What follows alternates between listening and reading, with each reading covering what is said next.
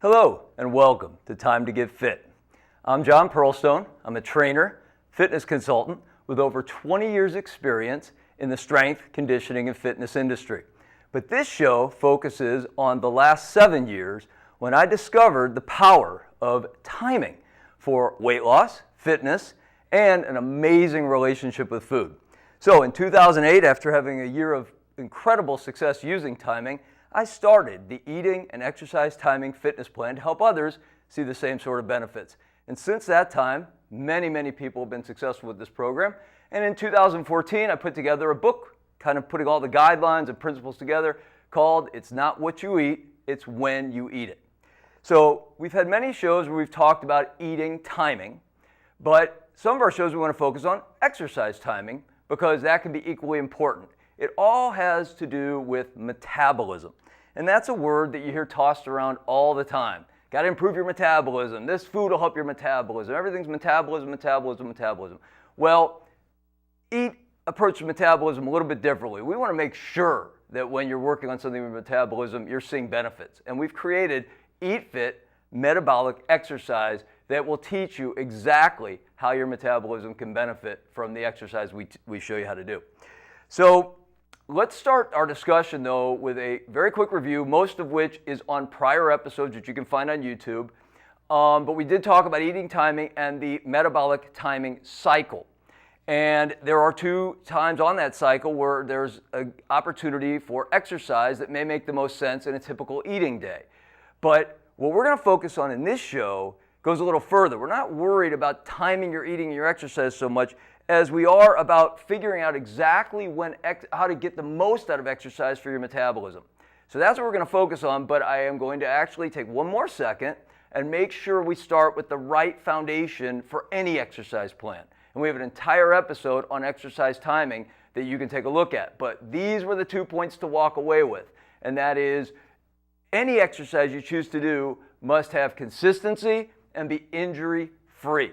Why? Because if you're not consistent with the exercise plan, and if you're finding yourself getting injured all the time, there is no exercise plan.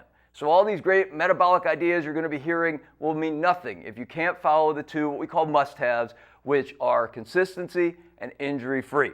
So remember those, no matter what else we learn tonight. Let's focus on those and make sure we get our plan put together. Now let's go ahead and add a third one and dive into tonight's discussion for metabolism-related exercise. And that is muscle mastery. Okay, keeping it very simple. If you were to take a very small weight, let's say it felt moderately heavy to you, and you were to do a curl, just bend your arm over and over and over, what would you expect to happen if you did that 1 time a day? Probably not much. What if you did it 50 times a day?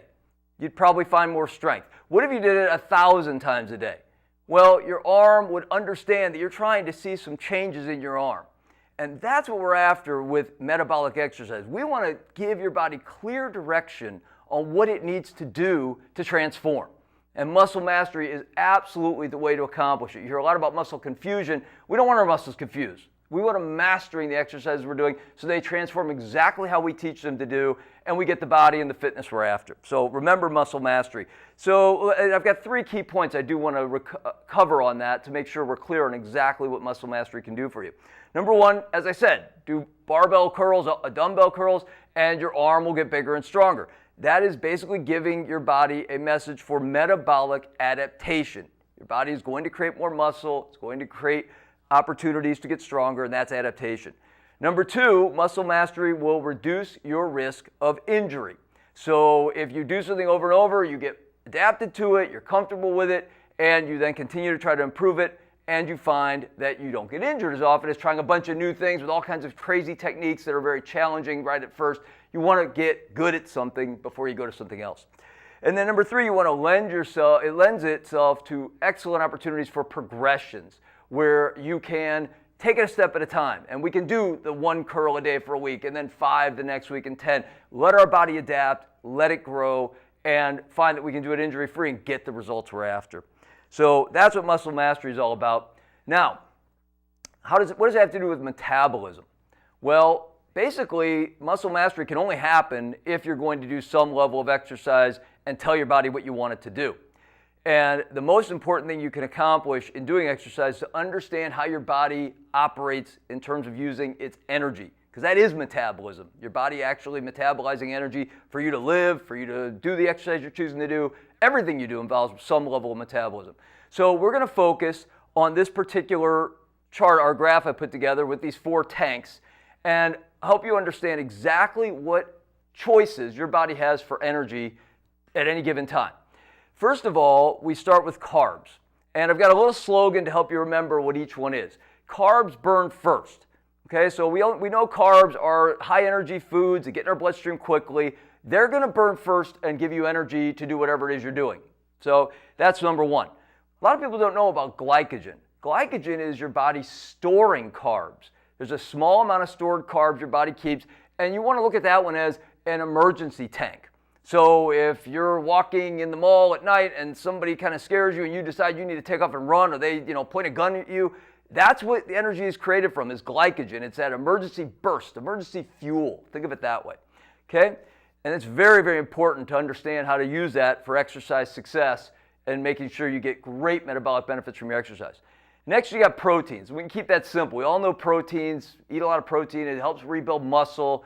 Consider very healthy for you. And that's a certain amount of your body's energy. It does get used when you use your muscles, and it also can be converted to energy if you run out of other sources of energy.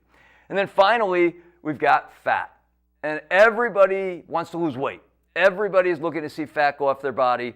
And the big message from metabolic exercise that you can learn tonight is fat burns last. Okay, so while you're busy trying to burn calories, you might just be burning the carbs you just ate. And maybe you're burning a little protein off because you're using some muscle, and you're never getting to the fat. You're never getting to the fat because your exercise program isn't designed to make sure these tanks work in the proper sequence to burn fat. You don't burn fat just because you start doing exercise. It doesn't work like that. But you can understand how it works, and then you can design your exercise, and guess what? Get to burn fat. So that's what we're going to talk about with metabolic exercise. All 4 tanks working in harmony to get the best benefits from it. So let's give you a specific example of how each tank might get used. Let's start with carbs. And let's say before your exercise, an hour or so before, you ate, I don't know, a hamburger. It has bread in it, lots of carbs. Well, anything, any brisk activity will use those carbs. And the example I like to give is, let's say you're jogging or in a running race or something like that, and you start to get really tired. You don't eat a piece of steak. Most people will tend to have Gatorade or Goo Gel or something like that has a lot of carbs in it, and it gives you quick energy. So that's what you could think of how your carb tank works. You're giving it the energy, and your body's using that energy when you actually move it. So that's mostly how you can burn. That's the way to think about getting carbs burned out of your system for energy. Moving forward, we've got glycogen and proteins. And since we are very lucky that most of us rarely face a life-threatening experience where that fight or flight fuel, which is glycogen, needs to get burned, well, we're in a position where we have to create situations if we're going to burn the glycogen out of our system. And to be honest, most people don't do it even in their exercise programs with any level of intensity that would tell your body, hey, we got to start burning glycogen and get this energy going. So the glycogen tanks sit unburned. And most of the glycogen in your body is in your muscles. It's very important to understand, because glycogen that's sitting in my arms right now, in my arms, the cells of my arm muscles, will not help me if I do a bunch of leg exercises. It doesn't lend itself throughout the body. You need to break down the muscles in the arms to use arm glycogen, legs, leg glycogen. Muscle glycogen is very specific to each body part. So think about that for a minute, how that might affect your exercise choices. If you're working the same body part every day, there's a lot of muscle glycogen that's not getting used, and therefore those tanks never empty.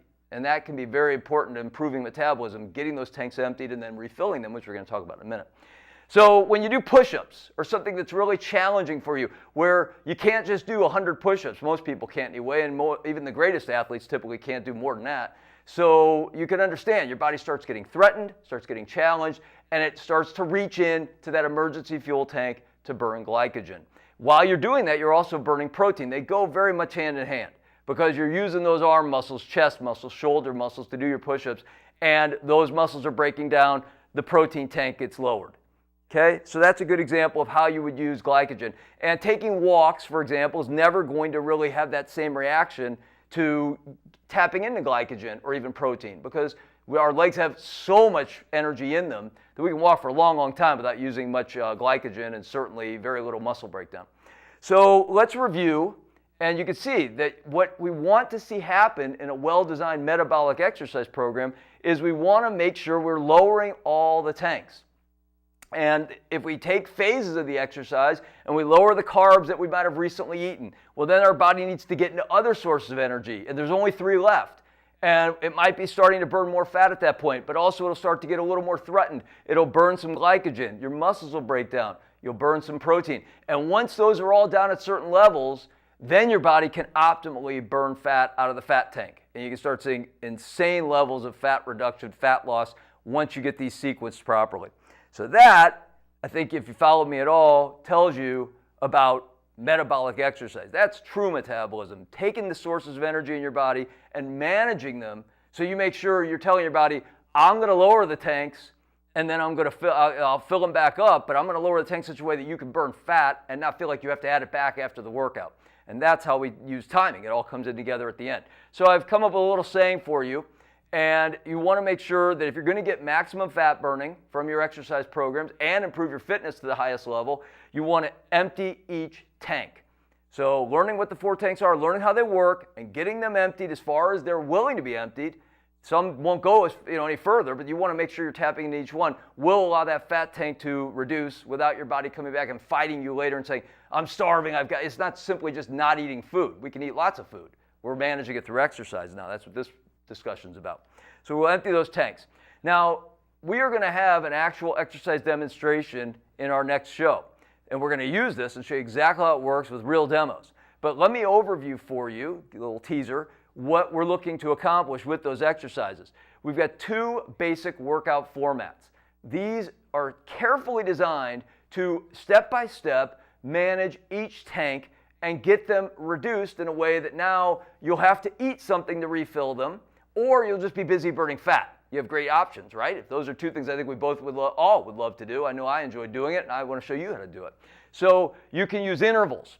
Intervals are very hot right now. Everybody talks about them, but they have to be sequenced in exactly the right way to make sure what? To make sure that we are consistent and to make sure we don't get hurt.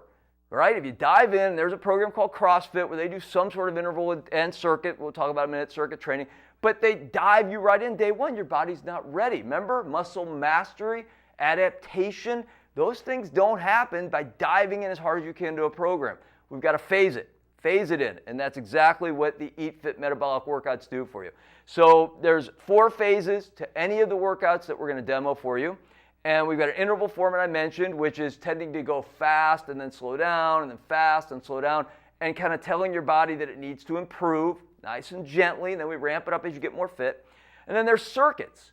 Picture a circuit. That's an easy one where you're basically moving around in breaking down different muscle groups in your body so you can burn as much muscle glycogen as possible. Remember, it doesn't burn if you don't use those muscles. So we've got to access it by working a variety of muscle groups, and that's exactly what circuits will do for you. So hopefully that teases you a little bit and lets you get excited about a very, very different way to exercise, a very different approach. Maybe the best news of all is none of these workouts ever last over 30 minutes, ever. And some are as short as 5. So it's something that certainly will change your outlook on the way to approach exercise and get your metabolism helping you. That's what this is all about. None of us like painful workouts. Well, EAT is all about pain-free, and we want our metabolism doing as much of the work as it possibly can. So that's why we've developed these step-by-step programs, and we're using as much science and metabolic information as we can to help us along in this process instead of eat less, exercise more, and experience a ton of pain.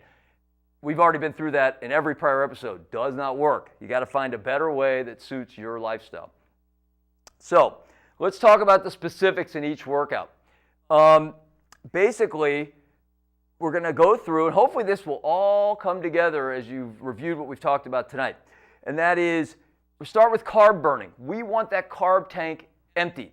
Nothing works efficiently in those tanks if there's a bunch of carbs in the way. Think of it this way.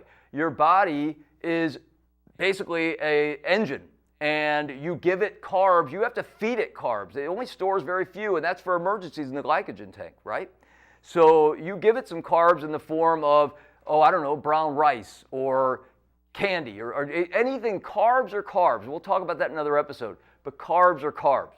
So when you basically eat those carbs, you're going to find that within 10 or 15 minutes, the energy is coming right through your body, and that's what it's going to use. It's like your body's going to take the most efficient, easiest route it can to get energy. Thank you for the carbs. I'm going to use them for energy, and now we're good. Okay? Number 2 is we've got glycogen depletion. Okay? So once we burn the carbs off, or as we're burning the carbs off, we want to introduce phased-in levels of intensity to allow your body to say, I see what you want me to do. You want me to tap into some of those reserves. You're basically giving me a little bit of a threat, whatever I can handle today, but just enough so you know it's a little more than what you did last time or last week. We don't need to improve every time, but we phase things in nice and easy, okay? And we can tap into glycogen that way. Another great way to tap into glycogen is simply to make sure we've burned all the carbs, and we can teach you how to do that too. And then at the same time, all this is going on, we're breaking down muscle, which is basically the definition of exercise. So that's how phase 3 comes in. But we make sure we